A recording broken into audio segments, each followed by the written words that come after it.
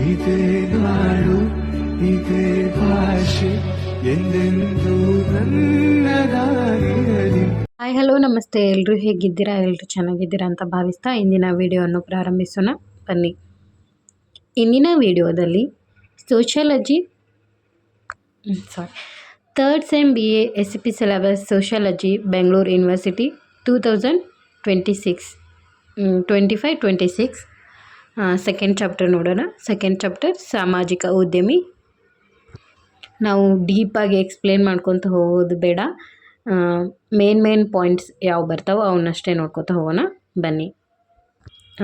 ಮೊದಲಿಗೆ ಸಾಮಾಜಿಕ ಉದ್ಯಮಿಗಳ ಗುಣಲಕ್ಷಣಗಳು ಮತ್ತು ಪ್ರೇರಣೆಗಳು. ಮೊದಲಿಗೆ ಗುಣಲಕ್ಷಣಗಳನ್ನು ನೋಡೋಣ. ಸಾಮಾಜಿಕ ಉದ್ಯಮಿಗಳು ಕೇವಲ ಲಾಭ ಗಳಿಸುವುದಕ್ಕಿಂತ ಹೆಚ್ಚಾಗಿ ಸಾಮಾಜಿಕ ಅಥವಾ ಪರಿಸರ ಸಮಸ್ಯೆಗಳನ್ನು ಪರಿಹರಿಸುವ ಗುರಿಯನ್ನು ಹೊಂದಿರುತ್ತಾರೆ. ಅವರ ಪ್ರೇರಣೆಗಳು ಮತ್ತು ಗುಣಲಕ್ಷಣಗಳು ಸಾಂಪ್ರದಾಯಿಕ ಉದ್ಯಮಿಗಳಿಗಿಂತ ಭಿನ್ನವಾಗಿರುತ್ತವೆ. ಇವಾಗ ಗುಣಲಕ್ಷಣಗಳನ್ನು ನೋಡೋಣ. ಮೊದಲನೆಯದ್ದು ದೂರದೃಷ್ಟಿ ಮತ್ತು ಬದ್ಧತೆ. ಸಾಮಾಜಿಕ ಉದ್ಯಮಿಗಳು ಸಮಾಜದಲ್ಲಿನ ಸಮಸ್ಯೆಗಳನ್ನು ಗುರುತಿಸಿ ಅವುಗಳಿಗೆ ಪರಿಣಾಮಕಾರಿ ಪರಿಹಾರಗಳನ್ನು ನೀಡುವ ದೂರದೃಷ್ಟಿಯನ್ನು ಹೊಂದಿರುತ್ತಾರೆ. ಎರಡನೆಯದ್ದು ನಾಯಕತ್ವ ಗುಣಗಳು. ಅವರು ತಮ್ಮ ಆಲೋಚನೆಗಳನ್ನು ಕಾರ್ಯರೂಪಕ್ಕೆ ತರಲು ಮತ್ತು ಇತರರನ್ನು ಪ್ರೇರೇಪಿಸಲು ಉತ್ತಮ ನಾಯಕತ್ವದ ಗುಣಗಳನ್ನು ಪ್ರದರ್ಶಿಸುತ್ತಾರೆ. 3. ನಾವೀನ್ಯತೆ. ಹೊಸ ಮತ್ತು ಸೃಜನಶೀಲ ವಿಧಾನಗಳ ಮೂಲಕ ಸಾಮಾಜಿಕ ಸಮಸ್ಯೆಗಳಿಗೆ ಪರಿಹಾರಗಳನ್ನು ಕಂಡುಕೊಳ್ಳುತ್ತಾರೆ. ಸ್ಥಿತಿಸ್ಥಾಪಕತ್ವ. ಸವಾಲುಗಳು ಮತ್ತು ವೈಫಲ್ಯಗಳ ಸಂದರ್ಭದಲ್ಲಿಯೂ ತಮ್ಮ ಗುರಿಗಳನ್ನು ಸಾಧಿಸಲು ದೃಢವಾಗಿರುತ್ತಾರೆ. ಇದಿಷ್ಟು ಗುಣಲಕ್ಷಣಗಳು. ಇವಾಗ ಪ್ರೇರಣೆಗಳನ್ನು ನೋಡೋಣ. ಸಾಮಾಜಿಕ ಬದಲಾವಣೆಯ ಬಯಕೆ. ಸಮಾಜದಲ್ಲಿ ಸಕಾರಾತ್ಮಕ ಬದಲಾವಣೆಯನ್ನು ತರಬೇಕೆಂಬ ಆಳವಾದ ಬಯಕೆ ಅವರ ಮುಖ್ಯ ಪ್ರೇರಣೆಯಾಗಿದೆ. 2.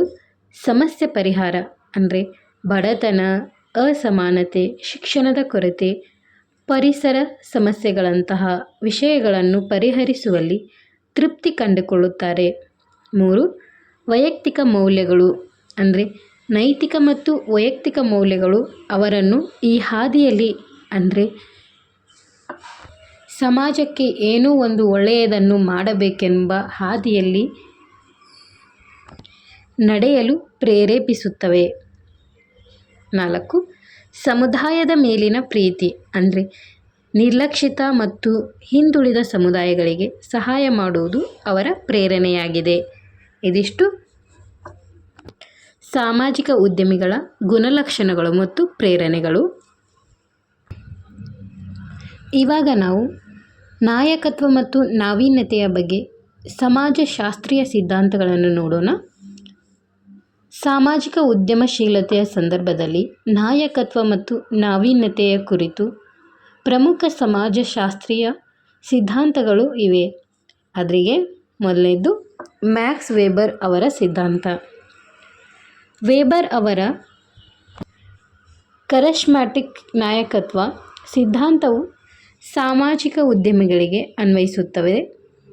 ಈ ಸಿದ್ಧಾಂತದ ಪ್ರಕಾರ ನಾಯಕರು ತಮ್ಮ ವೈವಾಹಿಕ ಆಕರ್ಷಣೆ ಮತ್ತು ದೃಷ್ಟಿಕೋನದಿಂದ ಜನರನ್ನು ಪ್ರೇರೇಪಿಸುತ್ತಾ ಮತ್ತು ಸಾಮಾಜಿಕ ಬದಲಾವಣೆಯನ್ನು ತರುತ್ತಾರೆ. ಎರಡನೇದು ಪೀಟರ್ ಡ್ರಕ್ಕರ್ ಅವರ ಸಿದ್ಧಾಂತ. ಡ್ರಕ್ಕರ್ ನಾವೀನ್ಯತೆಯನ್ನು ಉದ್ದೇಶಪೂರ್ವಕ ಮತ್ತು ವ್ಯವಸ್ಥಿತ ಬದಲಾವಣೆ ಎಂದು ವಿವರಿಸುತ್ತಾರೆ. ಸಾಮಾಜಿಕ ಉದ್ಯಮಿಗಳು ಸಮಾಜದಲ್ಲಿನ ಸಮಸ್ಯೆಗಳನ್ನು ಪರಿಹರಿಸಲು ಹೊಸ ವಿಧಾನಗಳು ಮತ್ತು ಮಾದರಿಗಳನ್ನು ಹೇಗೆ ಬಳಸುತ್ತಾರೆ ಎಂಬುದನ್ನು ಈ ಸಿದ್ಧಾಂತವು ವಿಶ್ಲೇಷಿಸುತ್ತದೆ.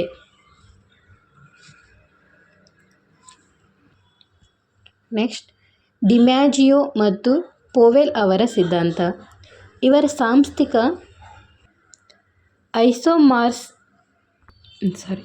ಐಸೋಮಾರ್ಫಿಸಮ್ ಸಿದ್ಧಾಂತವು ಸಾಮಾಜಿಕ ಉದ್ಯಮಗಳು ತಮ್ಮ ಪರಿಸರದಲ್ಲಿನ ಇತರ ಯಶಸ್ವಿ ಸಂಸ್ಥೆಗಳನ್ನು ಹೇಗೆ ಅನುಕರಿಸುತ್ತವೆ ಅಥವಾ ಅವುಗಳಿಗೆ ಹೊಂದಿಕೊಳ್ಳುತ್ತವೆ ಎಂಬುದನ್ನು ವಿವರಿಸುತ್ತದೆ. ಸಾಂಸ್ಥಿಕ ಸಿದ್ಧಾಂತ. ಈ ಸಿದ್ಧಾಂತವು ಸಾಮಾಜಿಕ ಉದ್ಯಮಗಳು ಮತ್ತು ಆರ್ಥಿಕ ಲಾಭದ ಬದಲಿಗೆ ಸಾಮಾಜಿಕ ಮೌಲ್ಯಗಳು ಮತ್ತು ರೂಢಿಗಳಿಗೆ ಹೇಗೆ ಬದ್ಧವಾಗಿರುತ್ತವೆ ಎಂಬುದರ ಮೇಲೆ ಕೇಂದ್ರೀಕರಿಸುತ್ತವೆ. ಒಟ್ಟಾರೆಯಾಗಿ ಈ ಸಿದ್ಧಾಂತಗಳು ಸಾಮಾಜಿಕ ಉದ್ಯಮಿಗಳು ಸಮಾಜದಲ್ಲಿ ಹೇಗೆ ಕಾರ್ಯನಿರ್ವಹಿಸುತ್ತಾರೆ ಮತ್ತು ಬದಲಾವಣೆಗಳನ್ನು ಹೇಗೆ ತರುತ್ತಾರೆ ಎಂಬುದರ ಬಗ್ಗೆ ಆಳವಾದ ತಿಳುವಳಿಕೆಯನ್ನು ನೀಡುತ್ತದೆ. ಇವಾಗ ನಾವು ಪ್ರಮುಖ ಭಾರತೀಯ ಸಾಮಾಜಿಕ ಉದ್ಯಮಿಗಳ ಕೇಸ್ ಸ್ಟಡೀಸ್ ನೋಡೋಣ. ಭಾರತದ ಪ್ರಮುಖ ಸಾಮಾಜಿಕ ಉದ್ಯಮಿಗಳಾದ ಡಾಕ್ಟರ್ ವರ್ಗೀಸ್ ಕುರಿಯನ್, ಮೊಹಮ್ಮದ್ ಯೂನಿಸ್ ಮತ್ತು ಅರುಣಾ ರಾಯ್ ಅವರ ಕೇಸ್ ಸ್ಟಡೀಸ್ ನೋಡೋಣ. ಸಾಮಾಜಿಕ ಉದ್ಯಮಶೀಲತೆಯ ಪಠ್ಯಕ್ರಮದಲ್ಲಿ ಪ್ರಮುಖ ಭಾರತೀಯ ಸಾಮಾಜಿಕ ಉದ್ಯಮಿಗಳ ಕೇಸ್ ಸ್ಟಡೀಸ್ ಅಧ್ಯಯನವು ಮಹತ್ವದ ಭಾಗವಾಗಿದೆ. ಈ ಅಧ್ಯಯನಗಳು ಸಾಮಾಜಿಕ ಸಮಸ್ಯೆಗಳನ್ನು ಪರಿಹರಿಸಲು ನವೀನ ಹೊಸ ವಿಧಾನಗಳನ್ನು ಹೇಗೆ ಬಳಸಲಾಗಿದೆ ಎಂಬುದನ್ನು ಅರ್ಥ ಮಾಡಿಕೊಳ್ಳಲು ಸಹಾಯ ಮಾಡುತ್ತದೆ. ಇವಾಗ ನಾವು ಡಾಕ್ಟರ್ ವರ್ಗೀಸ್ ಕುರಿಯನ್ ಅವರ ಕೇಸ್ ಸ್ಟಡೀಸ್ ನೋಡೋಣ. ಭಾರತದ ಶ್ವೇತಕ್ರಾಂತಿಯ ಪಿತಾಮಹ ಎಂದು ಕರೆಯಲ್ಪಡುವ ಡಾಕ್ಟರ್ ಕುರಿಯನ್ ಗುಜರಾತ್ ಸಹಕಾರಿ ಹಾಲು ಮಾರಾಟ ಫೆಡರೇಷನ್ ಮತ್ತು ಅಮೂಲ್ ಬ್ರ್ಯಾಂಡ್ ಸ್ಥಾಪನೆಯಲ್ಲಿ ಪ್ರಮುಖ ಪಾತ್ರ ವಹಿಸಿದರು.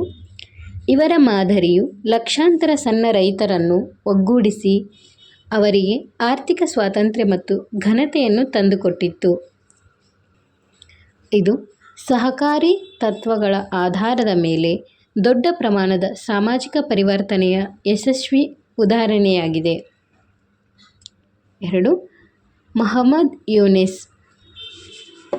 ಗ್ರಾಮೀಣ ಬ್ಯಾಂಕ್ ಸ್ಥಾಪಿಸಿದ ಇವರು ಬಡತನ ನಿರ್ಮೂಲನೆಗೆ ಸೂಕ್ಷ್ಮ ಸಾಲ ಪರಿಕಲ್ಪನೆಯನ್ನು ಪರಿಚಯಿಸಿದರು. ಭಾರತದಲ್ಲಿ ಅನೇಕ ಸೂಕ್ಷ್ಮ ಹಣಕಾಸು ಸಂಸ್ಥೆಗಳು ಮೈಕ್ರೋ ಫೈನಾನ್ಸ್ ಇನ್ಸ್ಟಿಟ್ಯೂಷನ್ಸ್ ಇವರ ಮಾದರಿಯಿಂದ ಪ್ರೇರಿತವಾಗಿವೆ. ಇದು ಆರ್ಥಿಕವಾಗಿ ಹಿಂದುಳಿದವರಿಗೆ ಸಣ್ಣ ಸಾಲಗಳನ್ನು ನೀಡಿ